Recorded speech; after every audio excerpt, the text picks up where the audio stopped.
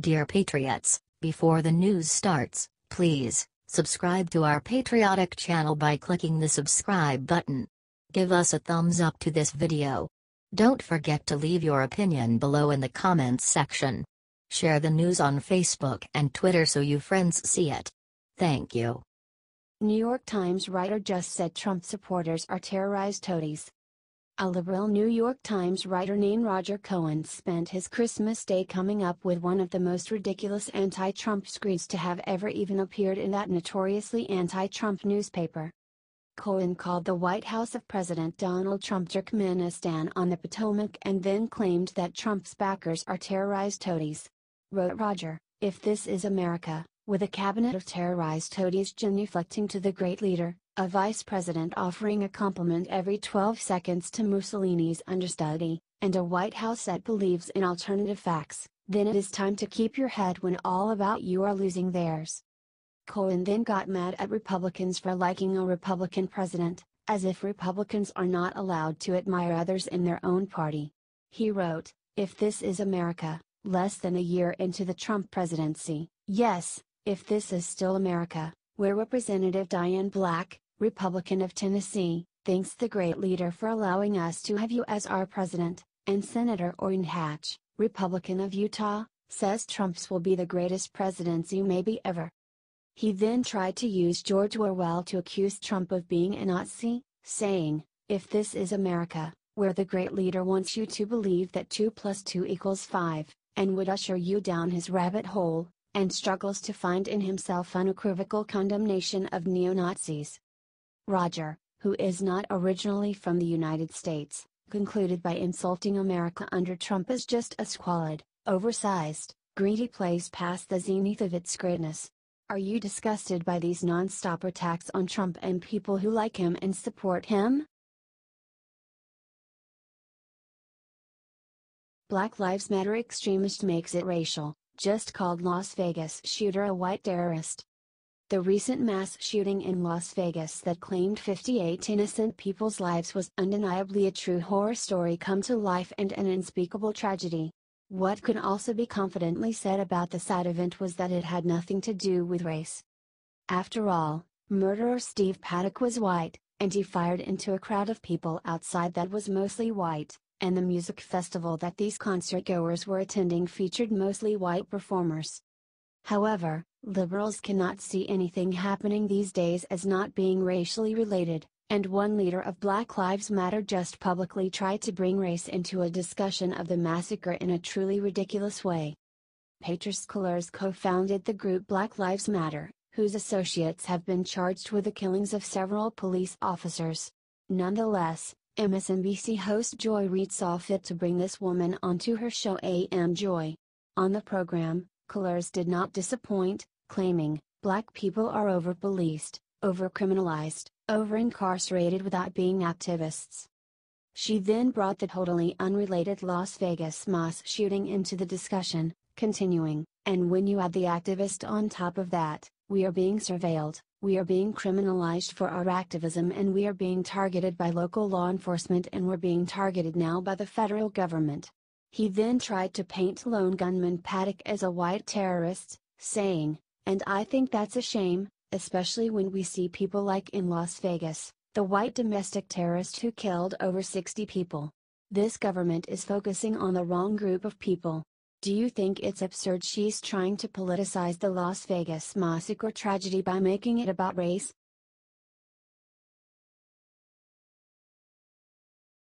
Libs got shocking answer when they asked Jimmy Carter about removing Confederate statues.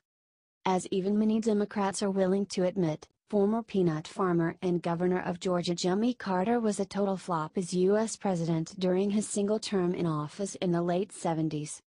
Before Barack Obama entered the White House, President Jimmy Carter was seen as the most left-wing knee-jerk liberal to run our country in recent history. However, a liberal reporter recently got a very big surprise when she asked Carter questions about important topics affecting our country, and got answers very different from the predictable liberal ones she had been expecting. The New York Times left-wing columnist Maureen Dowd asked former President Carter, for example, about what his response is to NFL players kneeling during the national anthem.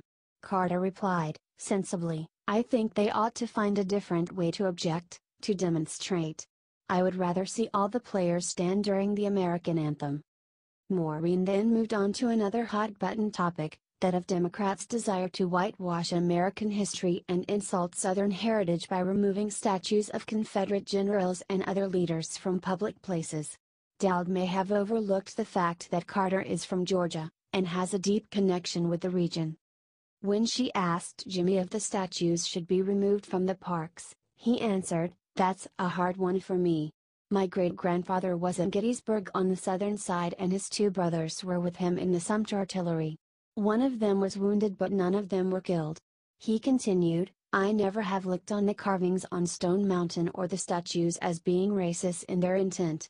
But I can understand African Americans' aversion to them, and I sympathize with them. But I don't have any objection to them being labeled with explanatory labels or that sort of thing." Are you surprised that Jimmy Carter did not toe the liberal line on these key issues? Meghan McCain just gave Pelosi the look of death after one stupid thing she said. "It's priceless."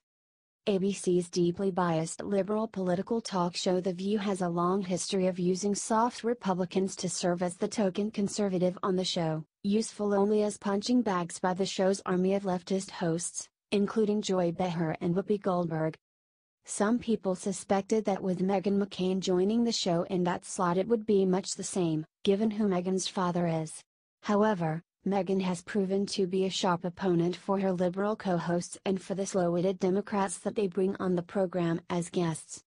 This was in evidence recently when legendary Democratic House Minority Leader Nancy Pelosi came on The View, clearly with the anticipation that it would be friendly territory for her.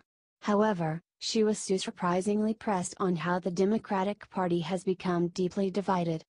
Said Nancy in response, ridiculously, "Well, let me, with all due respect, disagree with you. There is not a fracture in our party similar to what's happening in the Republican Party. My party has always been a dynamic party. It is not a rubber stamp party, that's the vitality of it." She then claimed that she can name an overwhelming number of people among the Democrats who want her to stay as the Democrats' House leader, and added, "I feel very confident in what I'm doing and the support that I have, but please don't think that it is anything like the fracture that is in the Republican Party." Meghan McCain then gave Pelosi what can only be described as the look of death, and rebuked her, saying, "That's from winning, though. I mean, President Trump is in the White House, so there's a breakdown someplace. How much do you love Meghan for this?"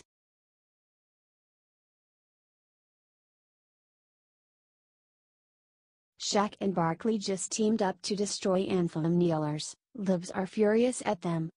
NBA Hall of Famers Shaquille O'Neal and Charles Barkley may have been fierce adversaries on the basketball court, but they are united in the disdain they have for troublemaking protesters that have been trying to rip our country apart. During a segment on the show NBA on TNT, the Who basketball legends took on the issue of millionaire football professional players who, inspired by Black Lives Matter associate Colin Kaepernick, have been kneeling instead of standing up for the national anthem. Said Charles, "I'm sick of hearing about the anthem protests. We're all in this thing together. It ain't a black or white thing. It ain't a cop against people. It's all of us." Former national champion with the Lakers and the Heat Shaquille agreed, replying, "I agree with Chuck, enough talking. When are we going to do something about it? The problem has been, when you allow people to deviate from what you're trying to do, then they can create other problems." O'Neal also made quick work of the idea liberals have been putting out that protesting the anthem by kneeling somehow does not show disrespect to the flag or to members of the U.S. military. Stated Shaq, "They always say, we are not disrespecting the flag.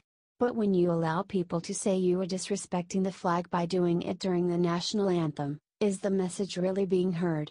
He added, "So now, like Shaq has said, enough talking. Let's just get something done, and make this world a better place." Are you glad these famous basketball players spoke out clearly about protesting NFL players?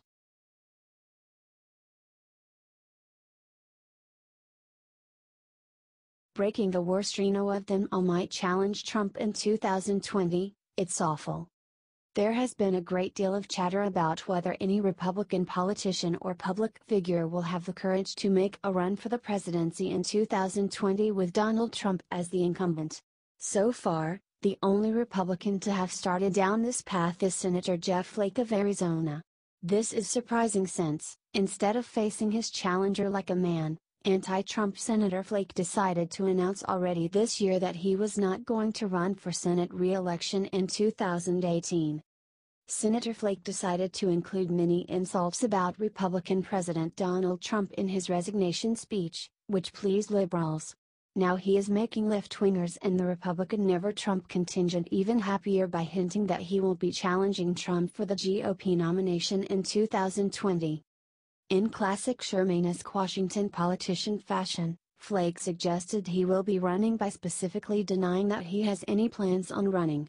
Stated Flake on ABC's This Week about speculation that he will be challenging Trump, "I don't rule anything out, but it's not in my plans." He added, "Like I said, I haven't thought that deeply about it. But I do believe if the president is running for re-election, if he continues on the path that he's on, that's going to leave a huge swath of voters looking for something else." Flake then spent more time criticizing Trump for the fact that older white men like him, saying, "When you look at the lack of diversity, sometimes, and it depends on where you are, obviously, but by and large, we're appealing to older white men, and there are just a limited number of them, and anger and resentment are not a governing philosophy." Do you think Flake will end up being too scared to run against Trump in 2020?